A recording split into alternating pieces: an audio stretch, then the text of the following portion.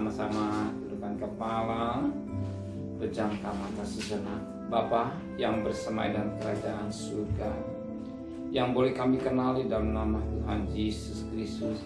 Pagi yang cerah kami adakan mesbah pribadi, mesbah keluarga. Kami boleh naikkan pujian penyembahan kepada Bapa di surga, dan Roh Kudus tetap mengurapi hamba-Mu dan menyampaikan renungan firman-Mu dan mengurapi kami, menyucikan hati dan pikiran kami, sehingga firman-Mu sekaligus sikap jadi berkat buat kami. Dan kami tidak lupa juga menaikkan doa sama. Shalom pagi.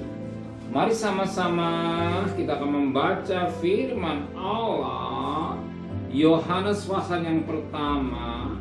Yohanes pasal yang pertama ayat yang 35 sampai ayat 51. Yohanes pasal pertama ayat 35 sampai ayat 51. Murid-murid Yesus yang pertama.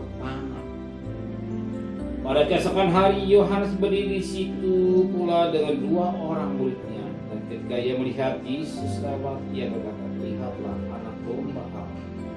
Kedua murid itu mendengar apa yang dikatakannya itu, lalu mereka pergi mengikut Yesus.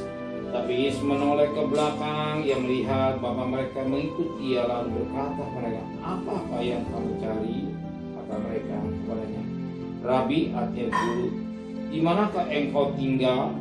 Ia berkata kepada mereka, "Marilah dan kamu akan melihatnya."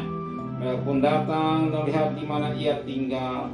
Karena hal itu mereka tinggal bersama-sama dengan dia. Waktu kira-kira pukul 4, salah seorang dari keduanya yang mendengar perkataan Yohanes lalu mengikut Yesus adalah Andreas, saudara Simon Petrus.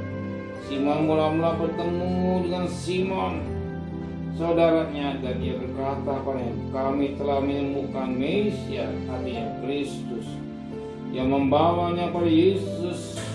Yesus memandang dia dan berkata, "Engkau Simon, anak Yohanes, engkau akan dinamai Kefas," artinya Petrus. Pada keesokan harinya Yesus memutuskan untuk berangkat ke Galilea. Ia bertemu dengan Filipus dan berkata padanya, "Ikutlah aku." Filipus itu berasal dari Betsaida, kota Andreas dan Petrus. Filipus bertemu dengan Natanael dan berkatanya, "Kami telah menemukan dia yang disebut oleh Musa dalam kitab Taurat dan oleh para nabi, yaitu Yesus anak Yusuf dari Nazaret." Kata Natanael kepadanya, "Mungkinkah sesuatu yang baik datang dari Nazaret?" Kata Yesus kepadanya, "Mari dan lihatlah." Yesus melihat Natanael datang kepadanya lalu berkata tentang dia, "Lihatlah, inilah seorang Israel sejati, tidak ada kepalsuan di dalamnya." Kata Natanael kepadanya, "Bagaimana engkau mengenal aku?" Jawab Yesus kepadanya, "Sebelum Filipus memanggil engkau, aku telah melihat engkau di bawah pohon ara."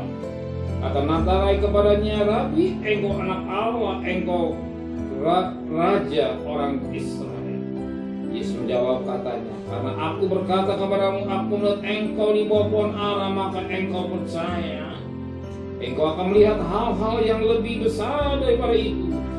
Lalu kata Yesus kepadanya, "Aku berkata kepadamu, sesungguhnya engkau akan melihat langit terbuka dan malaikat-malaikat Allah turun naik kepada anak manusia." Puji Tuhan, suatu pembacaan yang indah yang kita dapat memetik pagi tentang yang sama, yang baik buat hari ini. Yang kita dapat firman Allah buat kita apa? Ayat 47b.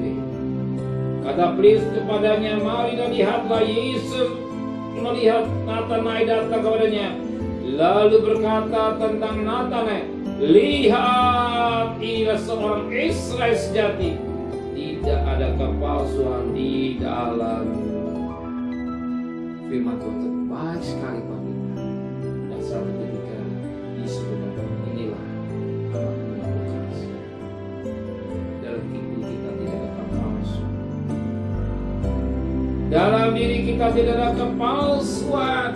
Hati kita, hati yang bersih, tidak ada motivasi yang tidak baik.